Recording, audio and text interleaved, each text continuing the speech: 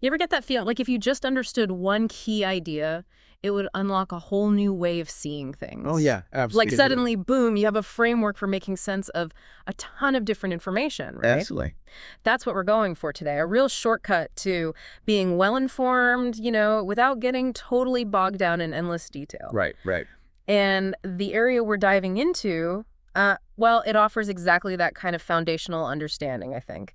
Neo-Kantianism. Yeah, fascinating stuff. It Yeah. was really the dominant force in German philosophy for like a good chunk of time there. Okay, so for our listeners who maybe haven't spent as much time with, late 19th, early 20th century German thought, Sure, sure. set the stage a bit.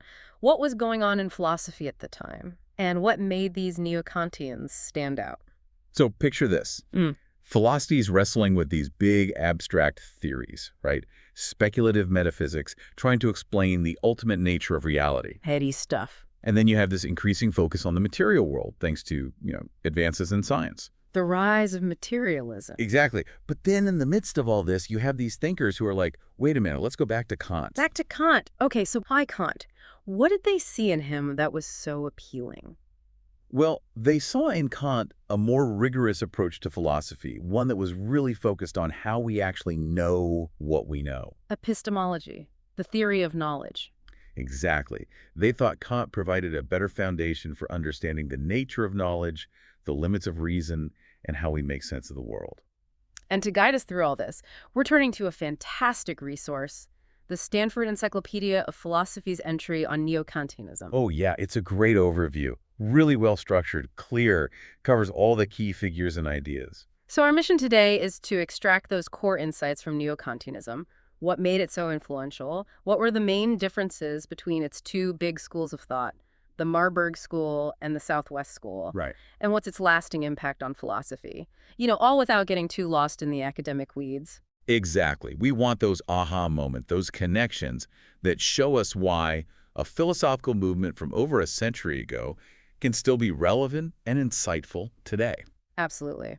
So who are some of the key players in this Neo-Kantian revival? Well, some of the early voices calling for a return to Kant were thinkers like, let me see, Kuno Fischer, Hermann von Helmholtz, Friedrich Lang, Otto Liebmann, Edward Zeller. Quite a lineup. Yeah.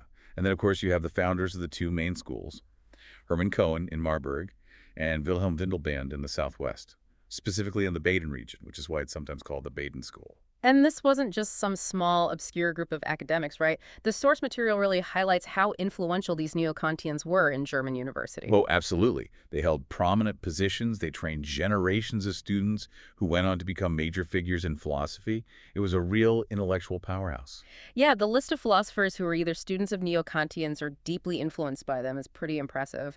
Rudolf Carnap, Hans-Georg Gadamer, Martin Heidegger, Hans Reichenbach. Yeah, huge names, major figures in 20th century thought. That really shows you how far-reaching the impact of Neo-Kantianism was. It's interesting, though, that the source mentions their reputation kind of declined after World War I. Yeah, there was a period where they were seen as a bit old-fashioned, too tied to a past era. But then, as you mentioned, there's been a resurgence of interest in recent decades. Absolutely. Historians of philosophy are revisiting their work, finding new insights, and recognizing their lasting contributions. It's like they're being rediscovered. So with that in mind, let's lay out our plan of attack for this deep dive. Sure. We'll start by exploring those shared principles, the common ground between the Marburg and Southwest schools. Then we'll delve into the specifics of each school, focusing on their conceptions of philosophy, their theories of knowledge, and how those played out in their approaches to the philosophy of science. Sounds good. So first things first, those common threads. What united these two schools of thought despite their differences? Well, the most obvious connection, as the name suggests, is their shared commitment to reviving, defending, and building upon the philosophy of Immanuel Kant. Right, they weren't just name-dropping Kant, they were deeply engaged with his ideas. Exactly. They used his vocabulary, grappled with his central arguments, wrote commentaries on his texts. They often presented their own views as interpretations or extensions of Kant's work. But it wasn't just about blindly following Kant, right? They also critically examined and reinterpreted some of his key ideas. Oh, absolutely. They weren't afraid to disagree with him or to develop his ideas in new directions. Windelband famously said, "To understand Kant means to go beyond him." I love that quote. It really captures the spirit of the movement. Yeah, and Natorp from the Marburg School echoed that sentiment. He said that clinging absolutely to all of Kant's doctrines was never their intent. So they were Kantians, but not uncritical Kantians. Precisely.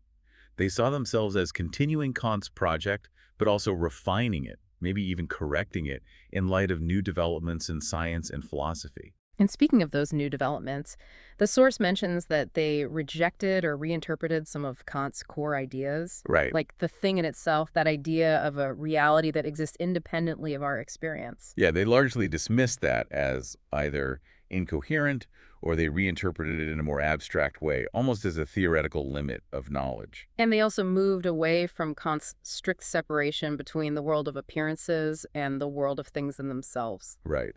They didn't think we could have direct access to a reality completely independent of our minds. And while both schools still believed in a priori concepts and principles, those ideas that seem to be necessary for knowledge and aren't derived from experience, they didn't treat Kant's specific list of categories and principles as fixed or absolute. Yeah, the Marburg thinkers even suggested that these categories could change with scientific progress. And the Southwest School thought Kant's project needed to be expanded to include history. Exactly. They were really trying to make Kant's philosophy relevant to their own time and to the challenges of modern thought. And another key common feature was their strong stance against psychologism. Right, this idea that philosophy, especially logic and the theory of knowledge, should be reduced to psychology. They really pushed back against that. Why was it so important for them to separate philosophy from psychology? Well, they were concerned that reducing philosophy to psychology would undermine its unique role in subject matter. They argued that logic and theory of knowledge deal with what we ought to believe, what is normatively valid, not just what we do believe, which is the focus of psychology. So it's not just about how our minds actually work, but about how they should work, right? The standards of rational thought. Exactly. Windelband contrasted the critical method of philosophy, which focuses on the justification of beliefs, with the genetic method of psychology, which looks at how beliefs arise. And this anti-psychologism was also a way for them to carve out a space for philosophy in a world that was increasingly dominated by science. Absolutely. They were trying to avoid the trap of either falling into speculative metaphysics or simply becoming a branch of empirical science. The third way of doing philosophy. And that brings us to their shared commitment to the transcendental method. Although, as the source points out, they had slightly different understandings of what that method entailed. Right. So at its core, the transcendental method asks, what are the necessary conditions for the possibility of something? Right. What must be in place for something to be possible? So for the Marburg School, it sounds like they'd start with some fact of culture, like the success of science. Yeah, science was their main example, but they also considered things like social order and art. And then they'd investigate what must be true, what underlying structures or principles are necessary for that fact to be possible and objectively valid. Exactly. Whereas for the Southwest School, the transcendental question was more focused on values. Right. Given some fundamental goal, like knowing the truth or acting ethically, what must be in place for us to achieve that goal? What are the necessary preconditions? So different starting points, but a similar underlying approach. To identify those objective elements within human culture that make objective validity possible, whether in science, history, ethics, art, whatever. Right. And importantly, this method led them to reject skepticism. Mm. If you start with the fact that we have achieved some degree of objective knowledge, you can't then doubt the very possibility of knowledge. So it's not about starting from scratch and trying to prove that we can know anything at all. It's about starting with what we already know and working backwards to understand its foundations. Precisely. And speaking of foundations, another shared feature was their focus on culture as the primary object of philosophical inquiry. Yeah, they saw culture as the realm where objective validity is achieved, whether through scientific knowledge, ethical principles, or artistic creation. And they often examined culture through those three Kantian lenses: knowledge, ethics, and aesthetics. Right. And given their focus on objective validity, it's not surprising that they were really interested in the philosophy of science. They applied the transcendental method to the best science of their time, trying to understand its foundations. With the Marburg School leaning towards physics and math, and the Southwest School more interested in the human sciences. Yeah, that division reflects their different emphasis within the transcendental method and their different understandings of what makes something objectively valid. But across both schools, they focused on the how of scientific knowledge, the methodology. Right, not just what science knows, but how it knows it. What are the methods, the principles, the concepts that make scientific knowledge possible and reliable? So for the Marburg School, it was about the logic and mathematics of physics, while for the Southwest School, it was about the unique methods of historical inquiry. Exactly. And importantly, they saw their accounts of scientific methodology as more than just descriptions of what scientists happen to do. They were trying to identify objective norms and fundamental principles. So it's not just a matter of observing scientists and recording their methods. It's about analyzing those methods and figuring out what makes them objectively valid. Right. They were trying to uncover the underlying logic of science. And that led them to view philosophy of science as a second-order discipline, distinct from the sciences themselves. Not telling scientists what to do, but trying to understand the foundations of what they do. Precisely. Yeah. And this non-revisionist stance towards science was a way for them to avoid both a purely naturalistic view, which reduces everything to empirical observation, and a speculative metaphysical view, which makes claims about reality that go beyond what can be scientifically verified. The third way strikes again. Now, all this focus on method and science naturally leads to their investigation into the nature of objective validity itself. Right. What does it mean for something to be objective, for a claim to be true, and how does our knowledge relate to the objects we know? Big questions. Huge questions, absolutely central to their project. While the Marburg School emphasized objectivity in terms of universal laws, the Southwest School focused more on the validity of values. And they both grappled with the question of transcendence, how the object of our knowledge can be independent of our minds and serve as a standard for truth. Right. If everything is just a construction of our minds, how can we ever know anything about the world as it really is? And the source highlights 4 key ideas they shared regarding objective validity. First, the fundamental role of judgments. Right. Judgments are those acts of thought where we connect concepts and make claims about the world. And they saw judgments as the primary way objective validity becomes possible, more so than just individual concepts or sensory experiences. Exactly. A single concept by itself doesn't tell us anything about the world. It's only when we use concepts to make judgments that we can say something true or false. Second, they all rejected the copy theory of knowledge, this idea that our knowledge is just a mirror image of reality. Right. They thought that was too simplistic. Knowledge isn't just passively received, it's actively constructed.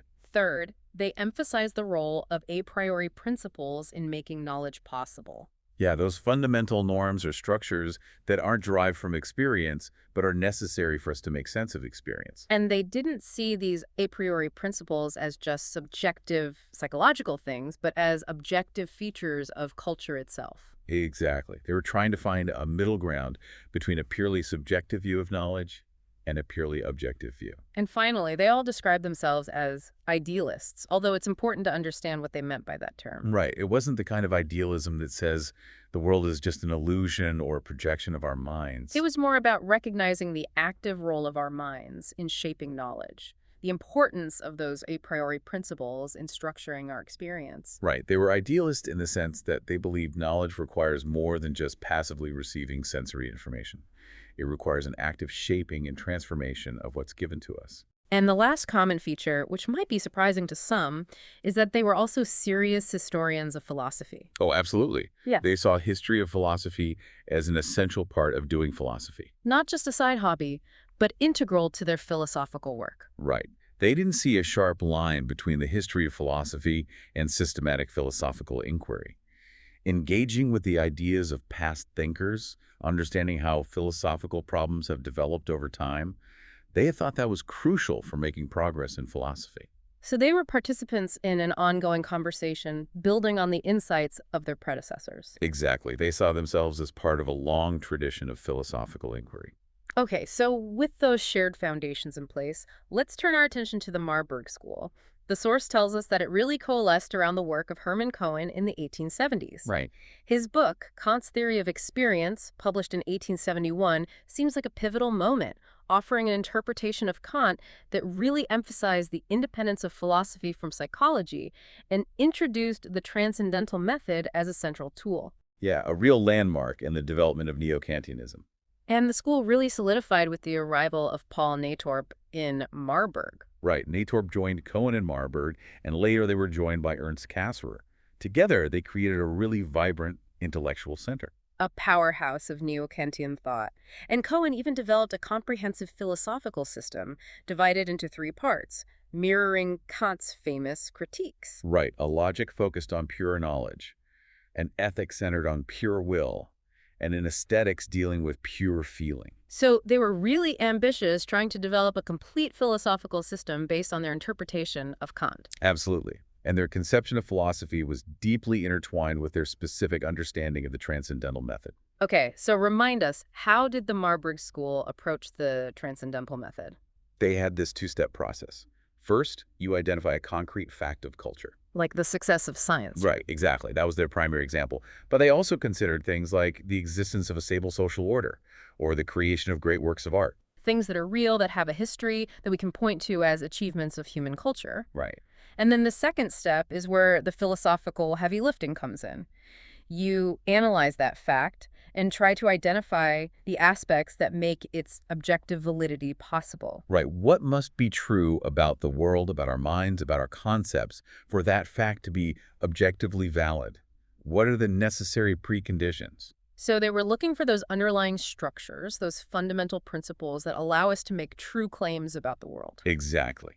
They saw Kant's prolegomena and his metaphysical foundations of natural science as models for this kind of analysis, Right. particularly how Kant analyzed Newtonian physics. So it's not just about listing the basic laws or concepts of a science. It's about explaining how those laws and concepts allow us to have objective knowledge. Right. And importantly, they stress the need to demonstrate the unity of culture, how arithmetic relates to mathematics, how mathematics relates to physics, how physics relates to our understanding of the natural world. So it's not just about analyzing isolated domains of knowledge. It's about showing how they all fit together, how they contribute to a unified picture of reality. Exactly. And these two steps of the transcendental method were seen as deeply intertwined, each one informing the other. So the objective validity of the cultural fact informs the analysis, and the analysis then helps to clarify the nature of objective validity. Right. And the source emphasizes that this method is non-skeptical. Yeah, they weren't trying to cast doubt on the possibility of knowledge.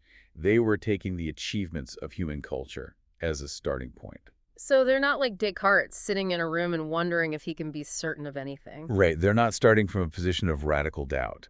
They're assuming that we already have some degree of objective knowledge, and they're trying to understand what makes that knowledge possible. And it's also non-revisionary. Meaning they weren't trying to tell scientists or artists how to do their work. They were trying to understand the underlying logic of what they do. And finally, it's not about achieving absolute certainty. Right. They recognize that knowledge is always fallible, always subject to revision.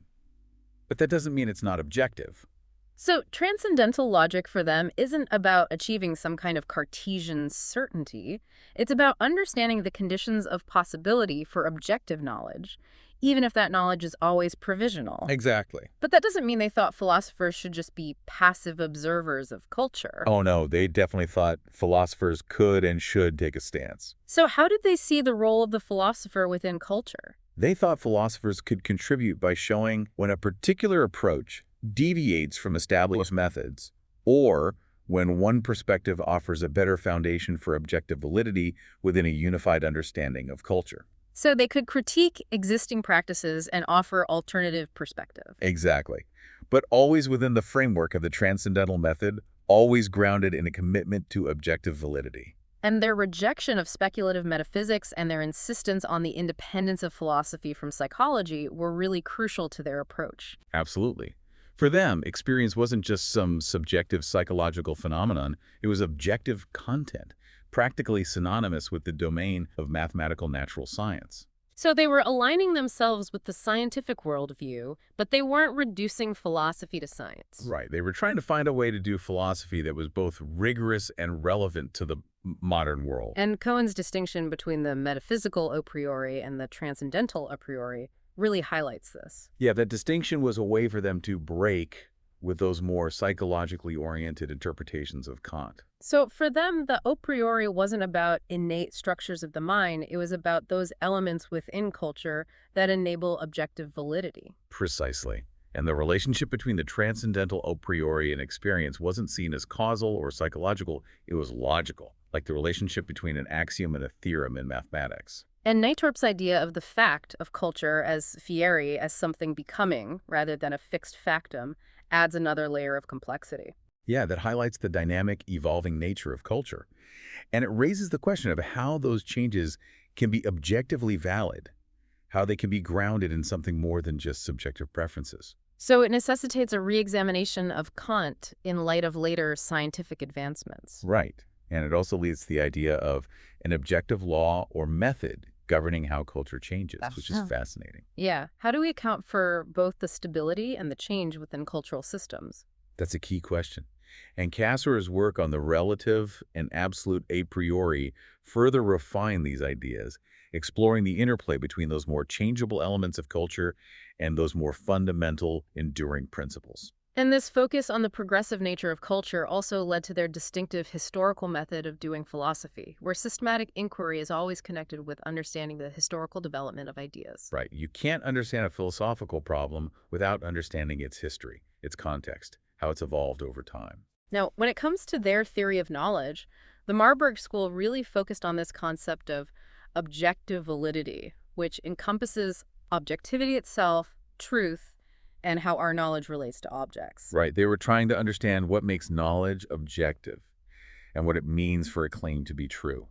And they began by critiquing what they called naive realism, the everyday assumption that objects just exist out there independently, and our knowledge is simply a mirror of that pre-existing reality. Yeah, they thought naive realism just takes for granted the very thing it needs to explain how can we have knowledge of a mind-independent reality. How can our minds connect with something outside of themselves? They argued that our very understanding of what an object is depends on more fundamental concepts, especially their concept of objectivity. Right. An object isn't just something that exists out there in the world. It's something that we can know, something that can be part of a system of objective knowledge. And for them, objectivity was deeply tied to the idea of laws. Yeah, they thought that what makes knowledge objective is its conformity to laws. So a single isolated perception might be subjective, but when we understand how different perceptions relate to each other in a predictable, law-like way, that's when we start to grasp reality objectively. Exactly. And they use the shift from the geocentric to the heliocentric model of the solar system as a key example. That classic scientific revolution. Right. The geocentric model was based on our everyday perceptions. It seemed like the sun was revolving around the Earth. But the heliocentric model, based on a deeper understanding of the laws of physics, showed that it was actually the other way around. So for them, objectivity is about finding those underlying laws that govern the world, those patterns and regularities that hold true regardless of our individual perspectives. Precisely. And this concept of objectivity then shapes their understanding of what truth is and what it means for something to be an object. Okay, so how did they define truth and objecthood? For them, knowledge is true if it coheres with a system of objective knowledge, a system that is governed by laws. And an object ultimately is what is known through this kind of objective knowledge. So an object isn't just something that exists out there, it's something that is constituted through our knowledge, through our understanding of the laws that govern it. Exactly. It's the stable unity that underlies the changing appearances, as determined by thought operating according to those laws. And this led them to some pretty interesting conclusions, like the idea that we must postulate a regulative ideal of a final, complete, unified science. Right, this idea that even though we may never actually achieve a complete understanding of the world, the very possibility of objective knowledge requires us to assume that our knowledge is progressing towards that ideal. So it's like an asymptote, we're always approaching it, but never quite reaching it. Exactly. Natorp called this the genetic view of knowledge, emphasizing that it's an ongoing, infinite task. Always striving for greater completeness and unity in our understanding. And this also explained how they understood the transcendence of the object. The object's independence from our current state of knowledge is reflected in the fact that this task of achieving a complete understanding is infinite. Right. We can never fully grasp the object. It always transcends our current understanding. And this emphasis on lawfulness also explains why they saw mathematics as so crucial for natural science.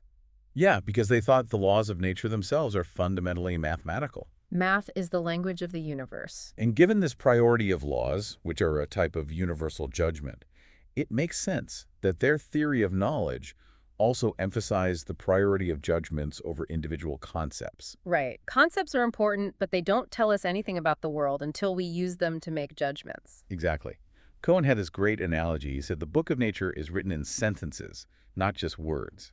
So math is the alphabet, the concepts are the words, and the a priori principles are the grammar. And the judgments are the sentences, the meaningful units of knowledge. I love that analogy. It really captures their emphasis on the importance of judgments in constructing objective knowledge. Yeah, it's a great way to visualize their theory. And another key commitment, as we mentioned earlier, was their rejection of the idea of a passively given sensory content. Right, they were critical of Kant's idea of two separate stems of cognition, sensibility and understanding. Sensibility being that passive faculty that just receives sensory data, and understanding being the active faculty that processes that data and forms concepts. Exactly. The Marburg School wanted to blur that distinction. So how did they understand the role of intuition, that immediate awareness of objects that Kant attributed to sensibility? Natorp said that intuition is actually a form of thinking in terms of full objects. So it's not just a passive reception of data. It's already shaped by our concepts, by our understanding. Right. And they weren't comfortable with the term synthesis because it suggested a mere combining of pre-existing elements. That sounded too passive. Exactly. Cohen preferred the term generate to emphasize the active role of thinking in shaping knowledge. And they like to say that an object isn't just passively received, it's given as a task. Right. Something that we must actively work to understand, to bring under our conceptual grasp. Cassrer even argued against the idea that concepts are formed by abstracting from sensory experience. Right, because that would presuppose some kind of raw, uninterpreted sensory content, a given that exists independently of our concepts. And they rejected that. Absolutely. Now, this whole idea of rejecting the given can be a bit tricky to wrap your head around. Yeah, it sounds a bit counterintuitive. It's not that they were denying that we have sensory experiences. Right, we're not brains in vats. Exactly. But they were questioning the idea that those sensory experiences provide us with some kind of raw, uninterpreted data that we then use to form concepts. So it's more about the logical structure of justification within our knowledge. Right. Ultimately, only thinkable content, concepts, and judgments can justify other thoughts. And Casper's point about even basic scientific experiments relying on pre-existing concepts and theoretical frameworks is really helpful here. Yeah, even something as simple as measuring the length of a table already presupposes a whole bunch of concepts and assumptions. We're not just passively observing the world, we're actively interpreting it, even at the most basic level. Exactly. And that's why they were so critical of what's sometimes called epistemological atomism, the idea that some pieces of knowledge can stand entirely alone, completely independent of any conceptual or factual context. Right. They saw knowledge as a holistic system where every part is connected to every other part. Precisely.